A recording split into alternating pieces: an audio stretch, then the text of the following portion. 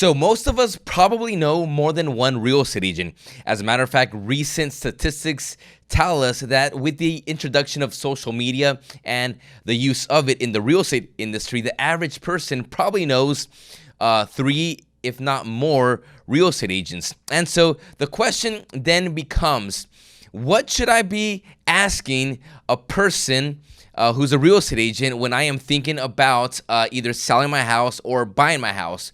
We're going to be talking about 3 questions you absolutely have to ask whenever you're interviewing a real estate agent. Coming up.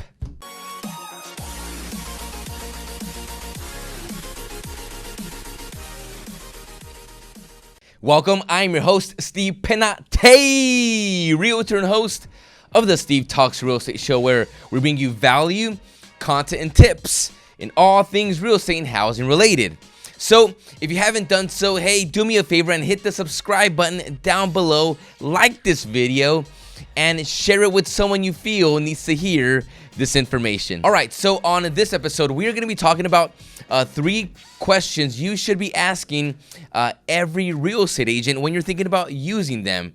We all know multiple real estate agents. Sometimes it's a sibling, it's an aunt, an uncle, a friend, a neighbor, a old high school friend. Regardless who it is, I believe that you as the consumer should ask these 3 important questions when it comes to using the real estate agent to either sell your house and or buy your house. Let's get into those questions right now.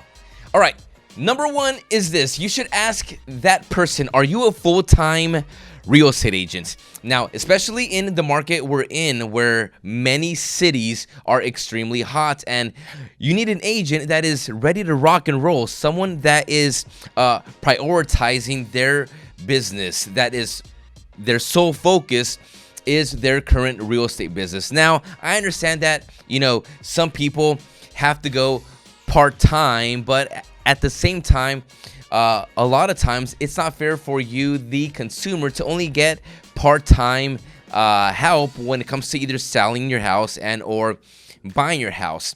Whenever you begin your real estate journey, whenever the process begins, it's a big process. It's usually the most expensive purchase and or sale anyone makes in their entire life every time it happens.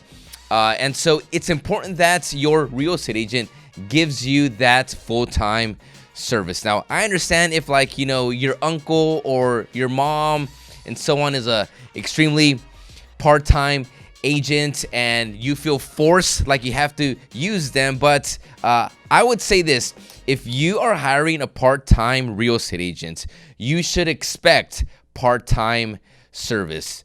So what does that mean? Well, that means that they might not be there for you as much as you need them to, simply because it's a part-time job for them. So ultimately is this: I'm not saying you should never use a part-time agent. What I am saying is that I recommend you use someone whose heart and soul, who's 100% focused into their real estate business so that you can get the service you need. A full-time real estate agent will understand what's happening in the real estate market. They'll know what's going on in regards to the interest rates. They'll know what's going on in the neighborhoods you want to buy into. They're there on their phone working on your behalf continually. I highly encourage you, whenever you're interviewing any real estate agent, when it comes to either buying a house and or selling a house, that has to be the first question you ask. Are you a full-time real estate agent? Number 2, how often and what style do you communicate? Now, we are in the technology age, and so as real estate agents, we tend to communicate a lot via email, via a text message, and so, but at the same time, you as a consumer, you might want phone calls, you might want video messages, and so it's important that the real estate agent you plan on using and yourself, that both of you are on the same page. At the same time, your real estate agent should be setting some expectations. For example, hey, expect to hear from me twice a week. It could be a video message sent via email and or a text message. It could be a phone call. Whatever it is, it's very important that there are clear expectations when it comes to communication. You are going to expect some of it, and the real estate agent is going to expect that you understand what their work and their time also looks like. So it's very important that both of you are on the same page when it comes to communication. If you're someone that truly requires a real estate agent to be contacting you every single day, you have to make sure that real estate agent understands that, because at the same time, the real estate agent might think, well, you know what, I don't know if that's someone I am able to work with. So both of you have to be on the same page when it comes down to communication. At the end of the day, I will say this, okay? It's very important that you do hire a real estate agent that over communicates. Okay? A real estate agent that is not in contact with you consistently. That doesn't mean every single moment of every minute of every day, but it does mean that you're informed. It does mean that they are reviewing your file and making sure you are up to date with what's going on. At the same time, when it comes to communication, it brings security, it brings safety, because you understand what's going on during the transaction. So the second question you should be asking the real estate agent you want to hire is, how do you communicate and how often will you be doing it during the transaction? And finally, number 3, how proficient are you in negotiations? And get into detail. Ask them these questions. What would you do during the inspection process if there are a lot of items that have to be addressed? How would you negotiate? Ask them, how would you negotiate a low appraisal? Ask them, how would you negotiate my closing costs when it comes to putting the offer in? So I was recently asked this question for the first time, and I was in shock because I actually really enjoyed the question, because it really puts the real estate agent on their toes right in the moments, right then and there. So ask them, hey, are you an agent who's lazy and doesn't really negotiate and just, backs down at every roadblock along the way? Or are you gonna be one of those real estate agents that is truly fighting for our benefits? Your real estate agent or the real estate agent you hire should be working on your behalf. They should be fighting on your behalf. This is a business transaction right here. Their goal should be that you win, number 1, and number 2, their goal should be that you are also satisfied with the end results.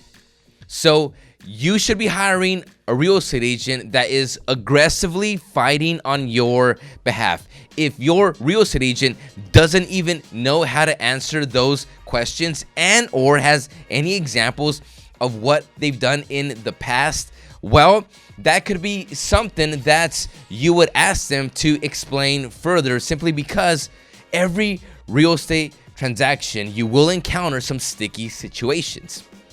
One of the things I say a lot is this: one of the most valuable things about a real estate agent is not showing houses, because any bozo can show houses. But one of the most valuable things when it comes to hiring a real estate agent is, are they able to problem solve? Are they able to problem solve? Every transaction will incur sticky situations. You'll hit roadblocks along the way. And it's very important that your real estate agent is someone that knows how to lead through roadblocks. A real estate agent who is composed and is able to negotiate strategically and with wisdom, so that they're working on your behalf. If you're working with the real estate agent that is not willing to fight on your behalf, that's probably not a real estate agent you are going to want to work with. Simply because, I'm going to repeat it again, every transaction will incur roadblocks, and you are going to need a real estate agent that is able to problem solve. A real estate agent that doesn't simply look at problems as a dead end, but looks at problems as an opportunity to overcome with solutions. Get a problem solving real estate agent who's working on your behalf and isn't afraid of negotiations. Well, that wraps up episode 116 of the Steve Talks Real Estate Show. I hope this information brought some value to you when it comes to hiring your real estate agent. I'm telling you, and I will emphasize this, it's very important who you use as a real estate agent. At the end of the day, you want the transaction to end and both of you are friends. We are in the relationship business, and it's exciting every single time a new relationship is being built. Keep sending in your questions, and I will do my best to keep on answering them. We'll see you next time.